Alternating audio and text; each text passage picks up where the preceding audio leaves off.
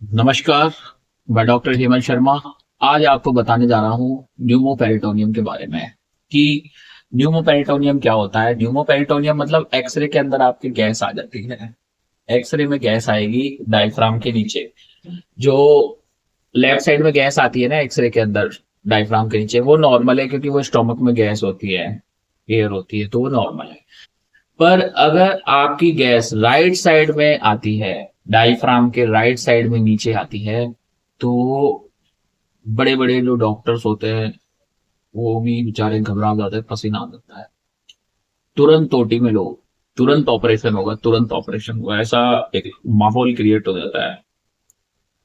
तो इसमें हमेशा ऑपरेशन होना चाहिए क्या आप सोचते हैं? गलत सोचते हैं। हमेशा अगर आपका right gas under diaphragm pneumoperitoneum में, हमेशा ऑपरेशन की जरूरत नहीं पड़ती है। ये बात लिख लें, समझ लें, गाइडलाइन के बेसिस पे मैं बोल रहा हूँ, ये ऐसा है ना। अब न्यूमोपेरिटोनियम है क्या, क्यों होता है, पहले उसको समझेंगे, फिर बाद में इसके दवाइयों से ट्रीटमेंट को भी समझेंगे, है ना। और कब ऑपरेशन की जरूरत होती है वो भी मैं इस वीडियो के माध्यम से आपको समझाऊंगा। जैसे right side gas under diaphragm आ गई तो इसका मतलब ये नहीं है कि आप ऑपरेशन कर दो मरीज का, है ना। ये कभी भी नहीं होता कि आप ऑपरेट कर दीजिए। इसका एक ही इलाज है, वो है सिर्फ ऑपरेशन। तो ये वर्ड है गलत। इस सिचुएशन में क्या होता है कि आपको देखना है कि न्यूमोपेरिटोनियम क्यों हुआ है। जैसे कि ये न्यूमोपेरिटोनियम जो गैस आई है पेट के अंदर आपका right side dome of diaphragm, उसका जो मेजर कारण है वो होता है जैसे कोई सॉलिड ऑर्गन इंजरी हो गई हो, कोई ऑर्गन रप्चर हुआ हो, जैसे इंटेस्टाइन फटी हो, कोई स्टमक में कोई छेद हुआ हो, ठीक है, तो होलो ऑर्गन परफोरेशन हो गया हो जो कि होलो होता है, ठीक है, तो उस केस में हम बोलते हैं गैस अंडर डायफ्राम आई है राइट साइड। अब इसमें हम कब ऑपरेशन करेंगे और कब दवाइयों से मैनेज करेंगे तो पूरा समझते हैं। पहली चीज, अगर पेशेंट को पेरिटोनाइटिस नहीं है, पेरिटोनियम में इन्फ्लामेशन या सूजन, वो क्लिनिकली पता चल जाता है, तो ऑपरेट नहीं करना है, ध्यान रखना है। कोई गार्डिंग नहीं है, कोई रिजिडिटी नहीं है, कोई रिबाउंड टेंडरनेस नहीं है, abdomen soft and non distended है, पर गैस अंडर डायफ्राम है, तो ये नहीं कह रहा है कि आप ऑपरेट कर दीजिए। आपको कंजर्वेटिव मैनेज करना है। इसमें एक क्राइटेरिया और है कि पेशेंट हेमोडायनेमिकली स्टेबल होना चाहिए। नहीं कि पेशेंट अनस्टेबल है और एब्डोमेन सॉफ्ट है तो आप ऑपरेट ही नहीं कर रहे, ऑपरेट करना है। हेमोडायनेमिकली स्टेबल उसको कहते हैं जैसे बीपी नॉर्मल है, पल्स नॉर्मल है, टेम्परेचर नहीं आ रहा है, पेशेंट कॉन्शियस ओरिएंटेड है, तो आप उसमें वेट करेंगे, ऑपरेशन नहीं करवाना है पेशेंट का, ठीक है। कुछ बिनाइन कॉजेज भी होते हैं गैस अंडर डायफ्राम आने का। ऐसा थोड़ी है कि गैस सिर्फ इन्हीं चीजों में आती है, सॉलिड ऑर्गन परफोरेशन में नहीं।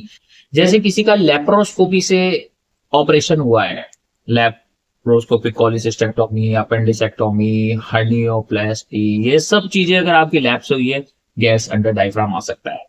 या किसी का बड़ा ऑपरेशन हुआ है तो भी गैस अंडर डायफ्राम आ सकता है, वो नॉर्मल है, उसमें ऑपरेट नहीं होता। या किसी को पेरिटोनियल डायलिसिस चल रहा हो तो गैस अंडर डायफ्राम आता है। कोई पेशेंट मैकेनिकल वेंटिलेशन पे, उसमें आ सकता है। या फिर कोई सीओपीडी का पेशेंट है, बैरोट्रोमा वगैरह है, तो उसको आ सकता है। अब इनमें तो ऑपरेशन नहीं करना। उसके अलावा अगर आपका लैब का वैल्यू नॉर्मल है, डब्ल्यूबीसी ठीक है, हेमोग्लोबिन ठीक है, सीआरपी भी विद इन रेंज है, और कोई लैक्टिक एसिडोसिस नहीं है एवीजी में, तो आपको ऑपरेट नहीं करें। तो आज से ध्यान रखना, कान खोल के सुनना, समझना कि अगर इतनी सारी चीजें सही है, पेशेंट ठीक है और गैस अंडर डायफ्राम आ रही है, और पेशेंट को कोई सिम्टम नहीं है, थोड़ा बहुत हल्का फुल्का पेन है, दर्द है, तो ऑपरेशन नहीं होगा। दवाइयों से ही वो जो छोटे मोटे परफोरेशन होते हैं हील हो जाते हैं, ठीक है।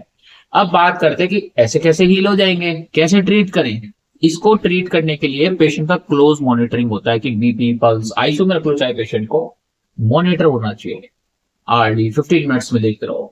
नील पर ओस, अब उसको मुंह से कुछ नहीं देना है ऐसी सिचुएशन में, खाली पेट रहेगा। आईवी फ्लूइड्स देने हैं, फ्लूइड रिप्लेसमेंट करना है, न्यूट्रिशन देना है, इंट्रावेनसली पेरेंटल न्यूट्रिशन वगैरह। ब्रॉड स्पेक्ट्रम एंटीबायोटिक्स देना है, अच्छे से अच्छा एंटीबायोटिक देना है ताकि वो सेप्सिस में कन्वर्ट नहीं हो, पेरिटोनाइटिस नहीं हो।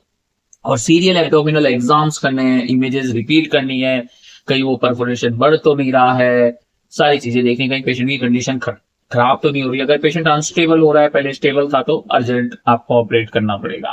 तो अब आपको समझ में आया होगा कि न्यूमोपेरिटोनियम जब कभी भी होगा तो उसका मतलब ये नहीं है कि ऑपरेशन ही है, एक्सरे देखा ये तो ऑपरेशन है, सारी जांचें कैंसिल, ये चीजें नहीं होंगी, ठीक है।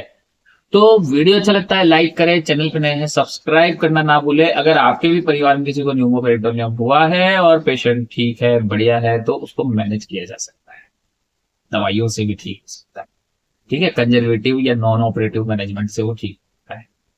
वीडियो अच्छा लगता है लाइक करें, चैनल पे नए हैं सब्सक्राइब करना ना भूले। अंत में एक चीज और, ये ट्यूबर टीबी की वजह से होता है, ट्यूबरकुलर। कई बार जो लोग सिगरेट बीड़ी पीते हैं उनको परफोरेशन हो सकता है। कई लोग जो दर्द की बहुत ज्यादा दवाई लेते हैं उनको परफोरेशन होता है। कई लोग स्टीरॉइड्स ज्यादा लेते हैं उनको परफोरेशन होता है। या फिर कोई इम्यूनो कॉम्प्रोमाइज्ड है उसमें हो सकता है। या एच पाइलोरी इन्फेक्शन के कारण भी परफोरेशन हो जाता है। बहुत सारे अदर कॉजेज भी है, कैंसर के कारण भी होता है। तो कॉज को भी ट्रीट करना है, ये नहीं कि हमने कॉज ट्रीट ही नहीं किया तो बढ़ेगा ना पेशेंट, ठीक कैसे होगा। तो अगर आपको भी ऐसी कोई सिचुएशन है तो व्हाट्सएप नंबर मेरा इस वीडियो के डिस्क्रिप्शन में है, वहां जाएं, मैसेज करें और अपना अपॉइंटमेंट बुक करें व्हाट्सएप पे। Thank you.